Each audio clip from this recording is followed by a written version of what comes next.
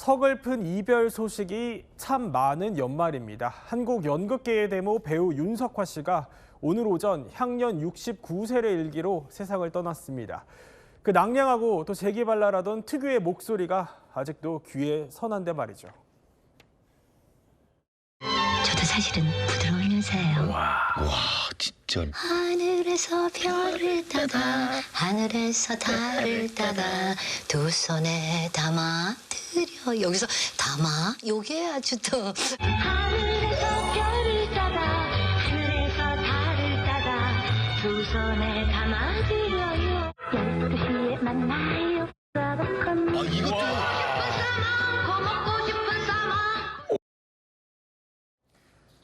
사실 저 중에 단 한 가지라도 안 들어보신 분이 없으실 겁니다. 생전에 1000편의 CM송을 불렀다고 하시니 어지간한 광고 음악은 사실 다 윤석화 씨한테 갔던 셈이에요. 제일 기억에 남으시는 곡 있어요? 일단 그러니까 윤석화 배우가 이 문화 활동, 그러니까 연애 생활을 CM송 가수로 출발을 한 거거든요. 그래서 어렸을 때 좀 더 20살 때 불렀던 목소리는 굉장히 낭낭한데 사실은 또 굉장히 허스키한 보이스로도 많이 알려져 있습니다. 저 같은 경우에는 역시 윤석화 씨도 저랑 똑같은 취향이더라고요. 하늘에서 별을 따다. 그 바로 땡땡씨 그 청량음료 노래를 본인도 지금 들리는 저 노래를 본인이 가장 마음에 드는 곡이라고 뽑았었거든요. 저도 같은 생각입니다. 윤석화 씨가 이렇게 얘기했어요. 원래는 학교 선생님이나 의사나 혹은 현모양처가 되고 싶었다. 그러셨군요. 이렇게 말했지만은 어쩌다가 CM송을 부르게 됐는데 껌이면 껌, 제가면 제가 아이스크림까지 안 부른 CM송이 없었다면서 과거에 어떻게 데뷔하게 됐는지를 밝히기도 했습니다. 자, 이렇게 20살 시니애를 스타로 만들고 또 기어이 연극의 길로 인도를 했던 게 바로 광고 음악입니다. 그런데 그 전에도 이 사람은 좀 남다르다 이렇게 좀 이미 알아보신 분이 있었다고요. 그렇습니다. 바로 가수 조영남 씨입니다. 이 사연이 있는데 이 윤석화 씨가 당시 이제 금란요고에 재학을 하고 있었거든요. 근데 이제 그때 당시에 옆에 이제 이화역으로 보니까 이 음악회에 김세환이니 사월과 5월이니 이런 연예인을 초대하는 걸 보고 우리가 못할 게 뭐야 이렇게 좀 오기가 생겼다라고 합니다. 그래서 당시 조영남 씨가 군대에 있었는데 이 조영남 씨를 섭외를 했고요. 그때 조영남 씨가 이 이후에 이제 이야기를 하기를 이 금란요고에 간 부분에 대해서는 기억을 하는데 뭐 때문에 갔는지는 기억은 안 나지만 그때 당시에 윤석화 씨가 고1 정도 되는 체격이었는데 전교생을 아우르는 걸 보고는 얘 뭐가 돼도 되겠다 이렇게 이제 생각을 했다라고 합니다. 아니 그러니까 전교생을 들었다 놨다 했던 당찬 여고생이었던 겁니다. 자, 이렇게 그런데 CM송을 부르러 간 곳에서도 눈에 띄어서 이제 배우가 또 발탁이 되셨다고 해요. 근데 그 과정에서는 시련이 조금 만만치 않았다 이런 얘기가 들립니다. 그렇습니다. 윤석화 씨는 사실 빵 하고 떴죠. 그러니까 사실은 나오면서부터 엄청난 인기를 누렸던 분이에요. 근데 당시에 처음 떴을 당시만 해도요. 여러 가지 그 논란도 좀 있었습니다. 제가 말한 논란이라는 평론가들이는요. 이 그 윤석화 씨가 갖고 있는 허스키한 보이스 있잖아요. 지금은 그게 개성으로 잘 인정받고 있는데 예전에는 허스키한 보이스가 평단에 혹독한 평을 받았다고 합니다. 1975년에 꿀맛으로 배우 인생을 시작하고 승승장구했지만 한쪽에선 발성이 잘 안 된다, 연기가 과장됐다 이런 비판들이 좀 있었고요. 그래서 당시에는 이게 흉이 돼서 상당히 좀 마음이 상했던 것 같아요. 그래서 윤석화 씨가 뭐라고 그랬냐면 나처럼 평론가에게 두들겨 맞은 사람은 없을 거다. 한 번도 칭찬을 받아본 적이 없다. 이렇게 얘기하고 있고요. 그리고 더 잘하라는 채찍질이었지만 때론 너무 아팠다. 나도 칭찬을 듣고 싶었다. 이런 얘기를 한 걸 보면 당시에 이 개성이 당시에는 흉이 됐다고 볼 수 있을 것 같은데 다만 이제 당시에 또 어떤 비평도 있었냐면 연극 배우가 전에는 별로 그렇게 큰 스타들이 없었거든요. 근데 윤석화 씨가 이제 스타가 되면서 나와서 많은 사람의 사랑을 받으니까 관객이 많다는 이유로 상업주의로 또 몰렸다고 합니다. 이런 아픔들이 있었지만 그래도 윤석화 씨는 본인의 특유의 목소리뿐만 아니라 연기력으로 사랑을 받았습니다. 자, 하지만 이런 시련을 이기게 했던 거는요. 연극에 대한 사랑 그리고 또 관객에 대한 책임감이었습니다. 반세기가 흐른 지금 윤석화 씨의 목소리는 이렇게 하나의 장르가 됐죠.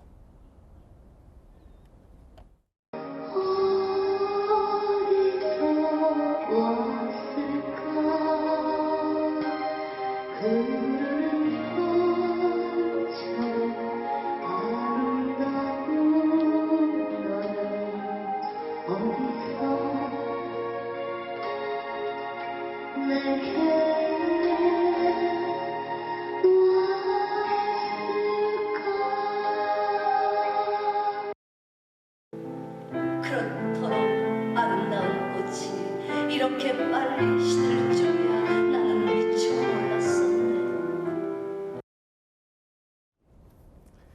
고비는 있었지만 그래도 생애 정말 참 많은 분들의 사랑을 받으셨어요. 특히 그 본인이 미국에서부터 대본을 직접 들고 와서 주연까지 맡았던 이 작품 신의 아그네스. 당시에 찾아보니까 관객이 무려 10만 명이나 몰렸어요. 그렇습니다. 뉴욕에 머물던 그 83년에 방학을 틈타서 이제 왔다라고 하거든요. 그때 이제 직접 대본을 들고 와서 이 신의 아그네스를 주연을 했었는데 정말 이제 이게 이제 정말 깨지지 않은 기록인 게 532회 공연했는데 전석이 매진이었고요. 그리고 무려 10만 관객이 그때 당시에 몰릴 정도로 한국 연극사에 있어서는 신기록을 기록을 했었다라고 합니다. 네. 그때 당시에 윤석화 씨가 20대였는데 그 뿜어내는 순수하고도 광기 어린 연기에 객석이 열광을 했다라고 하고 있고요. 그때 당시 이제 불황에 허덕이고 있는 그 연극계가 이 작품 덕분에 새로운 돌파구를 찾았다. 그런 평가를 받기도 했었습니다. 자, 이후에도요. 참 숱한 명작들을 거쳐갔지만 한국 연극사에 일대 파란을 일으켰던 신의 아그네스는요. 윤석화 씨 본인에게도 잊을 수 없는 작품이 됐습니다. 무대는 저에게는 제가 가장 사랑하는 진실된 땅이에요. 무대에 서 있는 순간만큼은 진실되지 않으면 아무것도 기댈 데가 없는 거예요. 어쩔 수 없이 신의 아그네스로 제가 여러분에게 알려지게 됐고. 아니에요, 그렇지 않아요. 난 여기 이렇게 있잖아요. 만약 내가 실수를 잘못하면 어떻게 내가 여기 이렇게 있을 수가 있어요.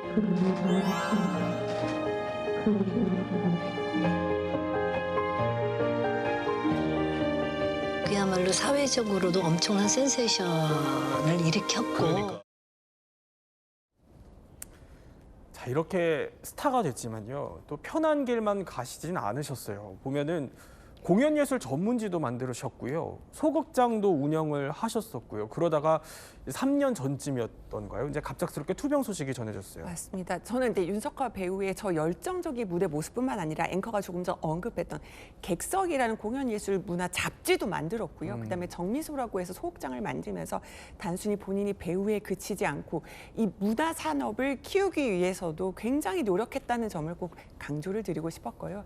지금 2023년에 인터뷰하시는 그 윤석화 배우 모습을 보실 수가 있는데 보면은 그 2022년에 그 햄릿 연극을 마치고 영국 출장지로 갔는데 네. 그때 갑자기 영국에서 쓰러졌습니다.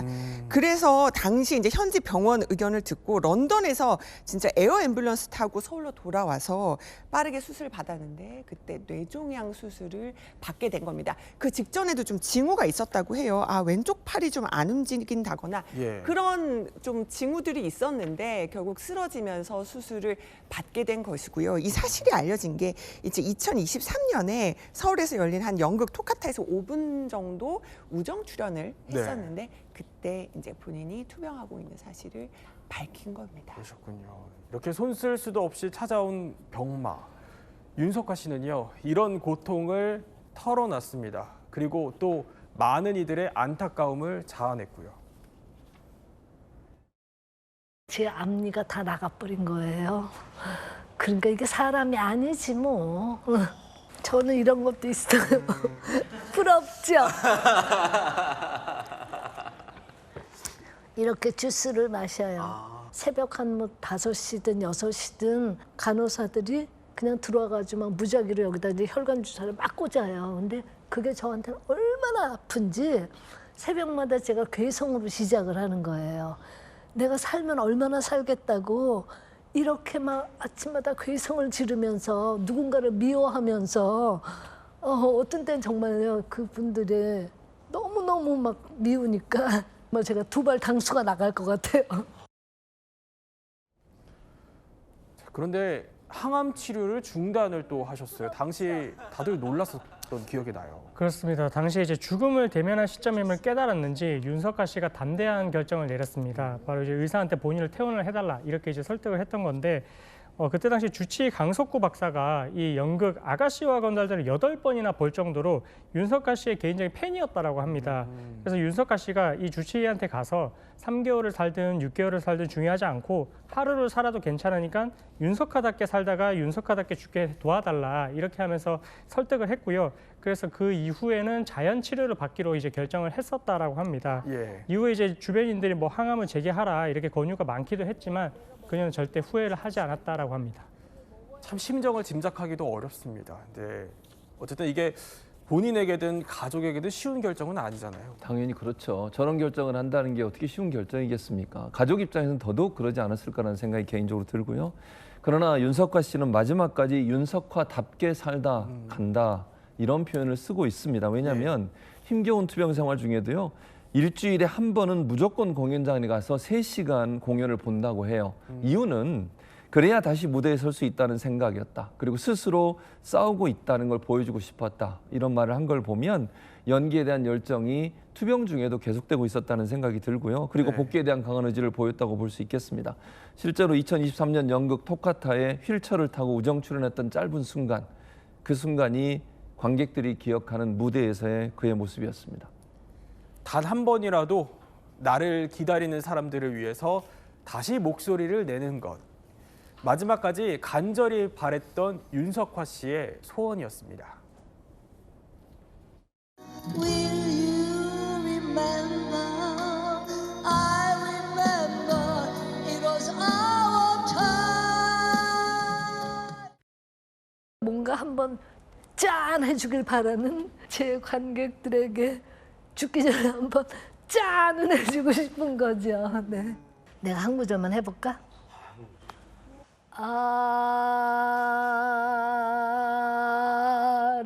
아리랑 아리랑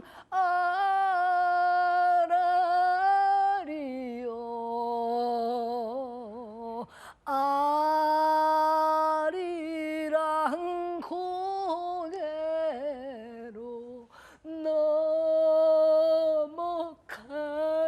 넘어간다.